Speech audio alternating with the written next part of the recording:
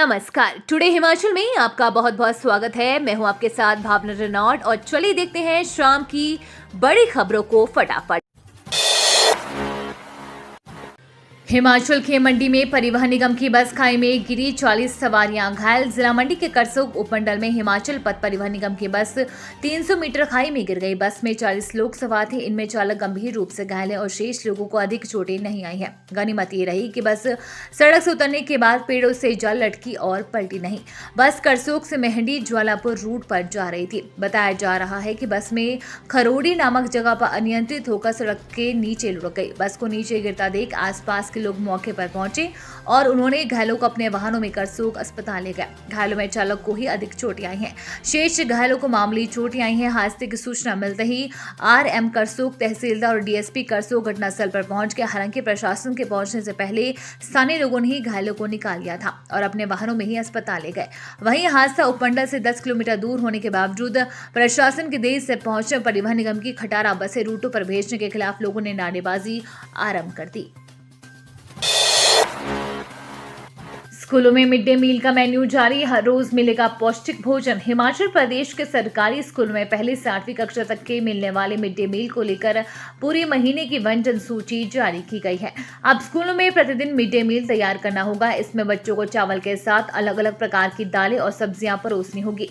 इससे बच्चों को हर रोज अलग तरह का पौष्टिक भोजन मिलेगा। जानकारी के अनुसार प्रदेश भर में करीब 10,000 प्राथमिक और 2,000 माध्यमिक स्कूल है। प्राथमिक स्कूलों में 2.5 लाख के आसपास और माध्यमिक में करीब 50,000 बच्चे पढ़ाई करते हैं। इन स्कूलों में अभी तक मिड डे मील तैयार करने को लेकर कोई विशेष निर्देश नहीं रहे। स्कूलों में ज्यादातर नमकीन और मीठे चावल, खिचड़ी और साथ में स्कूल प्रबंधक अपने स्तर पर कोई सब्जी तैयार करते हैं। अब शिक्षा निदेशालय प्रारंभिक शिक्षा की ओर से पूरे माह में किस दिन खाने में क्या तैयार करना है, इसकी सूची तैयार करेगा।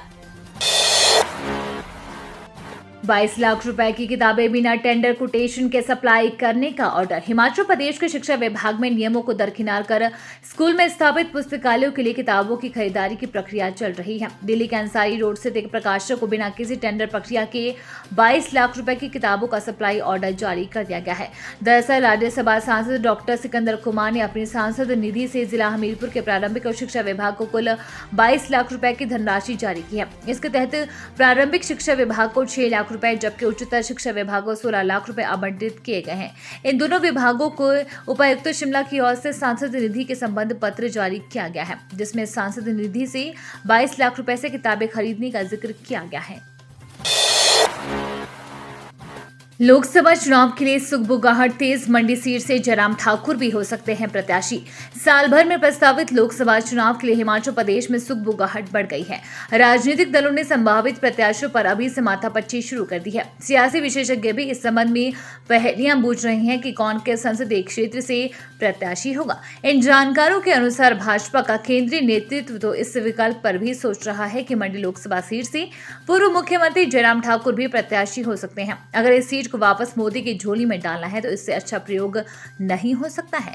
जयराम के जीतने और दिल्ली में भाजपा के फिर से सत्ता में आने के बाद एक और केंद्रीय मंत्री का भी हिमाचल को तोहफा मिल सकता है।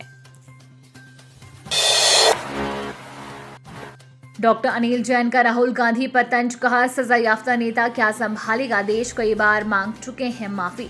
देश ही नहीं प्रदेशों में भी छोटे से बड़े विषय पर मोदी सरकार द्वारा ध्यान दिया गया है। जो सम्मान आज विश्व भर में भारत का है वो इससे पहले कभी नहीं देखा गया है। वर्ष 2014 से पहले भी देश के प्रधानमंत्री विदेशों में कार्यक्रमों में शामिल होने के लिए जाते थे, लेकिन तब ये भी दिखाई नहीं देता था कि वो कहाँ पर खड़े हैं। अब बदले हालातों में देश की धमक का परिणाम है कि देश के प्रधानमंत्री विश्व के अन्य प्रतिनिधियों के साथ प्रथम पंक्ति में होते हैं। भाजपा के पूर्व राष्ट्रीय महासचिव व राज्यसभा सांसद डॉक्टर अनिल जैन ने धर्मशाला में आयोजित एक पत्रकार सम्मेलन में कहा कि हालात ऐसे हैं कि दुनिया भर में शांति के लिए अन्य देश प्रधानमंत्री नरेंद्र मोदी की ओर देखते हैं। अगर देखा जाए तो वैश्विक स्तर पर भारत का दुनिया भर में सम्मान बढ़ा है।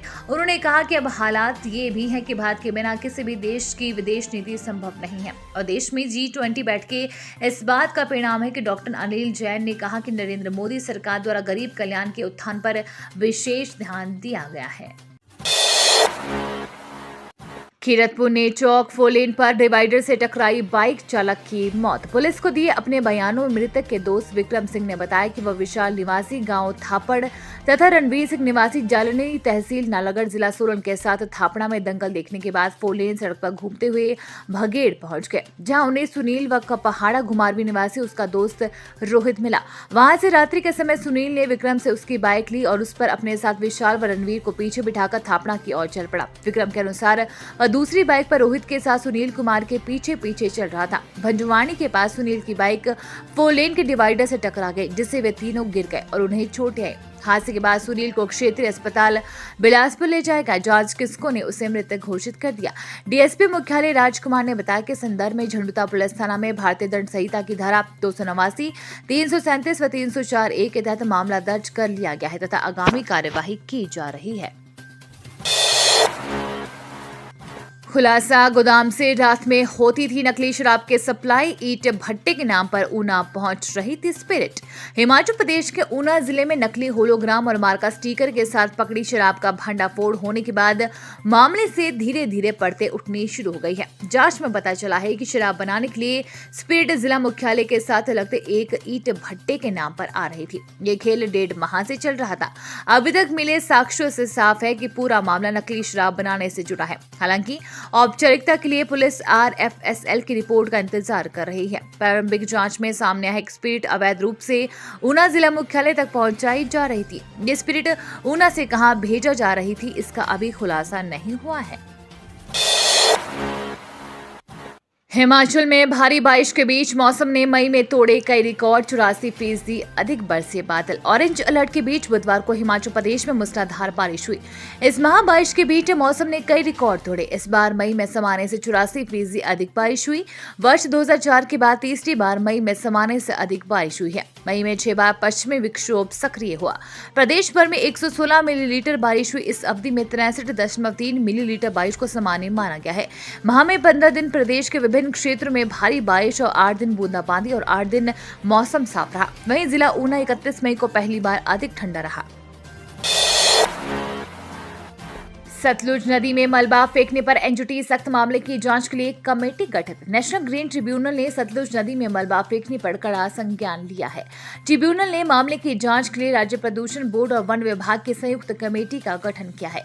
कमेटी को आदेश दे दिए गए हैं कि वह मौके पर जाकर जांच करे और यदि पर्यावरण नियमों का उल्लंघन पाया जाता है तो उस स्थिति में उपचारात्मक और निवारक कार्यवाही की जाए। चिंतला गांव की मीरा ठाकुर ने पत्र के माध्यम से SJVN पर सुन्नी में सुरंग का मलबा नदी में डालने का आरोप लगाया है। ट्रिब्यूनल के समक्ष शिकायत की गई है कि मरोला से चिंतला गांव तक सुरंग का निर्माण किया जा रहा है।